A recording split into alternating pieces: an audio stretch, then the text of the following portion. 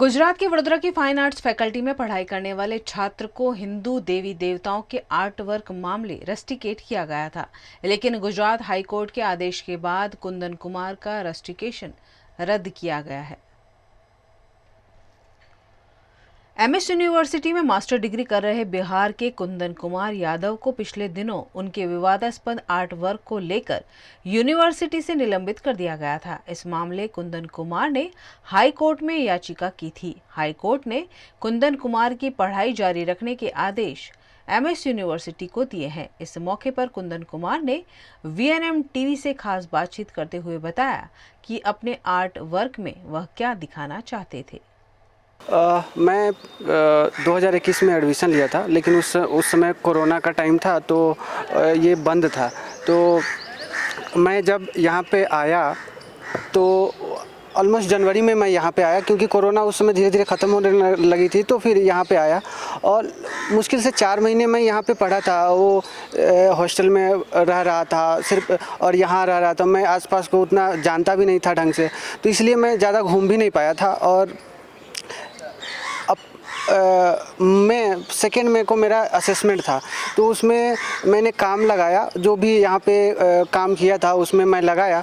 और फिर क्या होता है कि उसमें से किसी ने फ़ोटोग्राफ्स लिया और 5 मई को वायरल हो गया, और उस पर एक कंट्रोवर्सी हो जाती है। और उसके बाद मेरे ऊपर एफआईआर रजिस्टर्ड होती है, यूनिवर्सिटी मेरे अगेंस्ट एक्शन लेती है और मुझे डिवाइड कर दिया जाता है परमानेंटली ये इस पूरे यूनिवर्सिटी से।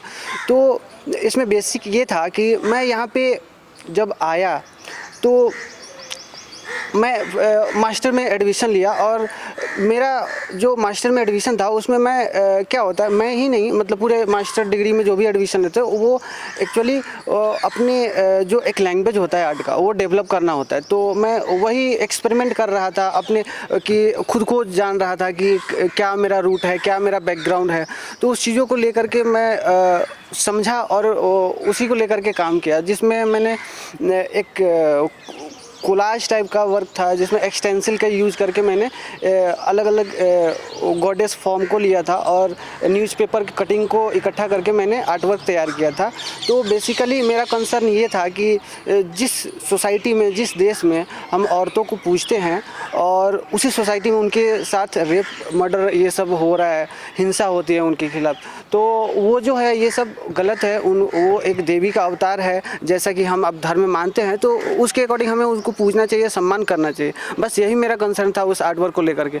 लेकिन ये लोग कहाँ से फ़ोटोग्राफ्स लिए, कहाँ से वायरल कर दिए और एक कंट्रोवर्सी क्रिएट करके, और ये एक पॉलिटिकल एंगल था। वो अपने खुद को एक कुर्सी की फ़ायदा के लिए या फिर जो भी था, तो उस तरीके से एक माहौल तैयार किया जाता है और मुझे रेस्टिकेट कर दिया जाता है, क्योंकि मैं ना तो कोई बहुत बड़े बैकग्राउंड से आता हूँ, ना मेरी कोई ऊंची जाति है।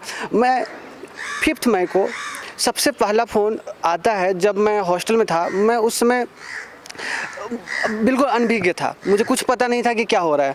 फर्स्ट कॉल आता है, यहाँ से मेरे टीचर का कॉल था, और वो मुझे फर्स्ट कॉल में बोलते हैं कि अगर कुछ हुआ तो मैं तुम्हें रेस्टिकेट कर दूँगा। ये बात सुनने के बाद मैं शॉक्ड हो गया कि क्या हो रहा है। तो उसके बाद तो मुझे डीन सर का कॉल आता है कि तुम यहाँ सेफ़ नहीं हो, चले जाओ।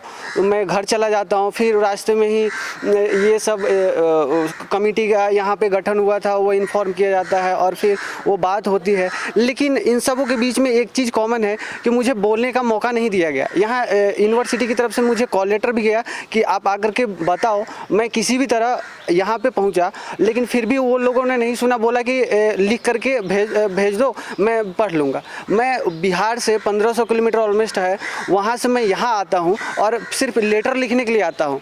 ये हमारी यूनिवर्सिटी है, ऐसा ये बोल करके बुला लेती है और फिर चला जाता। उस समय नॉन अवेलेबल मेरे पर ऑफेंस लगा हुआ था। मैं उस समय इतना डर के आया था कि अगर पुलिस देखेगी तो अरेस्ट कर लेगी, लेकिन फिर भी किसी तरह आया। लेकिन यहाँ कोई सुनने के लिए तैयार नहीं था। बाद में मुझे जेल भी जाना पड़ा है, ये सब एफआईआर होने के बाद।